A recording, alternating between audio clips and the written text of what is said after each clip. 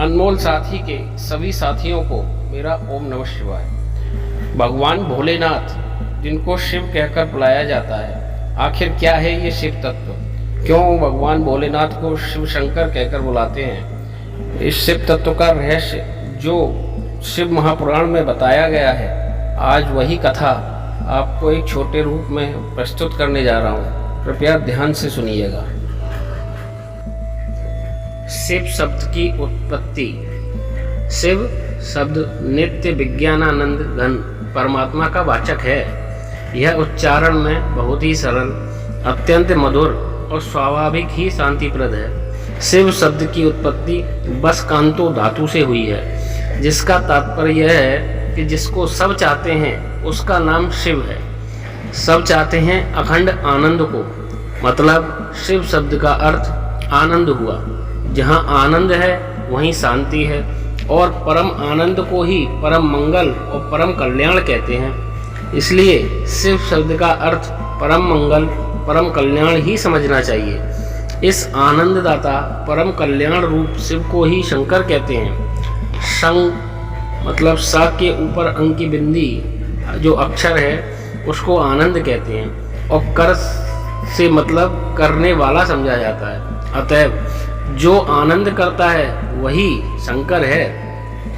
ये सब लक्षण उस नित्य विज्ञानानंद घन परम ब्रह्म परमेश्वर के ही हैं। इस प्रकार रहस्य समझकर शिव की श्रद्धा भक्ति पूर्वक उपासना करने वाले उनकी कृपा से उनका तत्व समझ जाते हैं। जो पुरुष शिव तत्व को जान लेता है उसके लिए फिर कुछ भी जानना शेष नहीं रह जाता। शिव तत्व को हिमालय तनया भगवती पार्वती यथार्थ रूप से जानती थी, इसलिए छह वेदी स्वयं शिव के बहकाने से भी वे अपने सिद्धांत से तिल मात्र भी नहीं टली। उमा शिव का यह संवाद बहुत ही उपदेशप्रद और रोचक है। शिव तत्व निष्ठ पार्वती शिव प्राप्ति के लिए घोर तप करने लगी। माता मेनका ने स्नेह कातरा होकर उसको उमा कहकर पुकारा। उ मतलब वत्स, और माँ ऐसा तप न करो, इससे उनका नाम उमा हो गया। अपने तप में तल्लीन होकर उमा यानी पार्वती जी ने सूखे पत्ते खाने भी छोड़ दिए, तब उनका नाम अपर्णा पड़ गया। उनकी कठोर तपस्या को देख सुनकर परम आश्चर्यान्वित हो ऋषिगण भी कहने लगे कि अहो, इसको धन्य है, इसकी तपस्या के सामने दूसरों की तपस्या कुछ भी नहीं है। पार्वती की इस तपस्या को देखने के लिए एक समय स्वयं भगवान शिव जटाधारी वृद्ध ब्राह्मण के भेष में तपोभूमि में आए, और पार्वती के द्वारा फल पुष्पादि से पूजित होकर उनके तप का उद्देश्य शिव से विवाह करना है, यह जानकर कहने लगे, हे देवी, इतनी देर बातचीत करने से तुमसे मेरी मित्रता हो गई है। मित्रता के नाते मैं तुमसे कहता हूँ, तुमने बहुत बड़ी भूल की है। तुम्हारा शिव के साथ विवाह करने का संकल्प सर्वथा अनुचित है। तुम सोने को छोड़कर कांच चाह रही हो, चंदन को त्याग कर कीचड़ पोतना चाह रही हो, हाथी छोड़कर बैल पर अपना मन चलाती हो, गंगा जल का त्याग कर कुएं का जल पीने की इच्छा करती हो, सूर्य का प्रकाश छोड़कर खगोत को रेशमी वस्त्र छोड़कर चमड़ा पहनना चाहती हो। तुम्हारा यह कार्य तो देवताओं की सन्निधि का त्याग कर असुरों का साथ देने के समान है। उत्तमोत्तम देवों को छोड़कर शंकर पर अनुराग करना सर्वथा लोक विरुद्ध ही होगा। जरा सोचो तो सही, कहाँ तुम्हारा कुसुम सुकुमार शरीर और त्रिभुवन कमनीय सौंदर्य, और कहाँ जटाधारी चिता भस्म लेपनकारी शमशान बिहारी त्रिनेत्र भूतपति महादेव। कहाँ तुम्हारे घर के देवता लोग, और कहाँ शिव के पार्षद भूत प्रेत। कहाँ तुम्हारे पिता के घर के बजने वाले सुंदर बाजों की ध्वनि, और कहाँ उस महादेव के डमरू सिंगी और गाल बजाने की ध्वनि। न महादेव के माँ बाप का पता है, न जाति का पता है। दरिद्रता इतनी कि पहनने को कपड़ा तक नहीं है। दिगंबर रहते हैं, बैल की सवारी करते हैं और बाघ के चमड़ा ओढ़े रहते हैं। न उनमें विद्या है और न शौचाचार ही है। सदा अकेले रहने वाले उत्कट विरागी मुंड मालाधारी महादेव के साथ रहकर तुम क्या सुख पालोगी। पार्वती और अधिक शिव की निंदा सह न सकी। वे तमक्कर बोली, बस बस बस रहने दो, मैं और अधिक सुनना नहीं चाहती। मालूम होता है तुम शिव के संबंध में कुछ भी नहीं जानते, इसीलिए यह मिथ्या प्रस्ताव कर रहे हो। तुम किसी धूर्त ब्रह्मचारी के रूप में यहाँ आए हो। शिव वस्तुतः निर्गुण है, करुणावश ही वे सगुण होते हैं। उन सगुण और निर्गुण उभयात्मक शिव की जाति कहाँ से होगी? जो सबके आदि हैं, उनके माता पिता कौन होंगे और उनकी उम्र का ही क्या परिणाम बांधा जा सकता है? सृष्टि उनसे उत्पन्न होती है, अतएव उनकी शक्ति का पता कौन लगा सकता है? वही अनादि अनंत नित्य निर्विकार अज अविनाशी सर्वशक्तिमान सर्वगुणाधार सर्वज्ञ सर्वोपरि सनातन देव हैं। तुम कहते हो महादेव विद्याहीन है। अरे ये सारी विद्याएं आई कहाँ से हैं? वेद जिनके निश्वास से हैं, उन्हें तुम विद्याहीन कहते हो।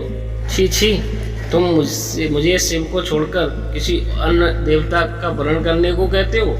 अरे इन देवताओं को जिन्हें तुम बड़ा समझते हो, देवत्व प्राप्त कहाँ से हुआ? यह उन भोलेनाथ की ही कृपा तो का फल है। इंद्रादि देवगण तो उनके दरवाजे पर ही स्तुति प्रार्थना करते रहते हैं और बिना उनके गणों की आज्ञा के अंदर तक नहीं जा सकते। तुम उन्हें अमंगल वेश कहते हो। अरे उनका शिव, यह मंगलमय नाम जिनके मुख में निरंतर रहता है, उनके दर्शन मात्र से सारी अपवित्र वस्तुएं भी पवित्र हो जाती हैं। फिर भला स्वयं उनकी तो बात ही क्या है। जिस चिता भस्म की तुम निंदा करते हो, नृत्य के अंत में जब वह उनके अंगों से झड़ती है, उस समय देवतागण उसे अपने मस्तकों पर धारण करने के लिए विचलित होते हैं। बस मैंने समझ लिया, तुम उनके तत्व को बिल्कुल नहीं जानते। जो मनुष्य इस प्रकार उनके दुर्गम तत्व को बिना जाने उनकी निंदा करते हैं, उनके जन्म जन्मांतरों के संचित किए हुए पुण्य विलीन हो जाते हैं। तुम जैसे शिव निंदिका का सत्कार करने से भी पाप लगता है। शिव निंदक को देखकर भी मनुष्य को सचैल स्नान करना चाहिए, तभी वह शुद्ध हो सकता है। बस अब मैं यहाँ से जाती हूँ, कहीं ऐसा ना हो कि यह दुष्ट फिर से शिव की निंदा प्रारंभ कर मेरे कानों को अपवित्र कर दे। शिव की निंदा करने वाले को तो पाप ही लगता है, उसे सुनने वाला भी पाप का भागी होता है। यह कहकर उमा महेश्वरी वहां से चल दी। ज्यों ही वे वहां से जाने लगी, वटुवेशधारी शंकर ने उन्हें रोक लिया। वे अधिक देर तक पार्वती से छिपे न रह सके। पार्वती जिस रूप का ध्यान करती थी, उसी रूप में उनके सामने प्रकट हो गए और बोले, हे उमा, हे पार्वती, मैं तुम पर बहुत प्रसन्न हूँ, मुझसे वर मांगो। पार्वती की इच्छा पूर्ण हुई, उन्हें साक्षात शिव के दर्शन हुए। दर्शन ही नहीं, कुछ काल में शिव ने पार्वती का पाणी ग्रहण भी कर लिया। जो पुरुष उन त्रिनेत्र व्याघ्रमधारी सदाशिव परमात्मा को निर्गुण निराकार एवं सगुण निराकार समझकर उनकी सगुण साकार दिव्य मूर्ति की उपासना करता है, उसी की उपासना सच्ची और सर्वांग पूर्ण है। इस समग्रता में जिसका अंश कम होता है, उतनी ही उपासना की सर्वांग पूर्णता में कमी है और उतना ही वह शिव तत्व से अनभिज्ञ है। महेश्वर की लीलाएं अपरंपार हैं। वे दया करके इनको अपनी लीलाएं और लीलाओं का रहस्य जनाते हैं, वही जान सकते हैं। उनकी कृपा के बिना तो उनकी विचित्र लीलाओं को देख सुनकर देवी और देवता एवं मुनियों को भी भ्रम हो जाता है, फिर साधारण लोगों की तो बात ही क्या है। परंतु वास्तव में शिवजी महाराज हैं, बड़े ही आशुतोष, उपासना करने वालों पर बहुत ही शीघ्र प्रसन्न हो जाते हैं। रहस्य को जानकर निष्काम प्रेम भाव से भजने वालों पर प्रसन्न होते हैं। इसमें तो कहना ही क्या है। सकाम भाव से अपना मतलब गांठने के लिए जो अज्ञान पूर्वक उपासना करते हैं, उन पर भी शिव रीझ जाते हैं। भोले भंडारी मुंह मांगा वरदान देने में कुछ भी आगा पीछे नहीं सोचते।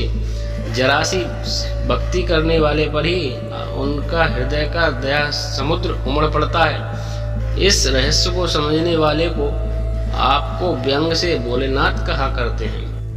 ऐसे भोलेनाथ भगवान शंकर को जो प्रेम से नहीं बचते, वास्तव में वे शिव के तत्व को नहीं जान सकते। अतएव उनका मनुष्य जन्म लेना ही व्यर्थ है। इससे अधिक उनके लिए और क्या कहा जाए। अतः विधि विधान पूर्वक पूजा न करने वाले भी भगवान शिव को प्रेम से भजकर उनका प्रेम पूर्वक नाम लेकर अपने जीवन को सुखमय बना सकते हैं और अपना कल्याण निश्चित रूप से कर सकते हैं।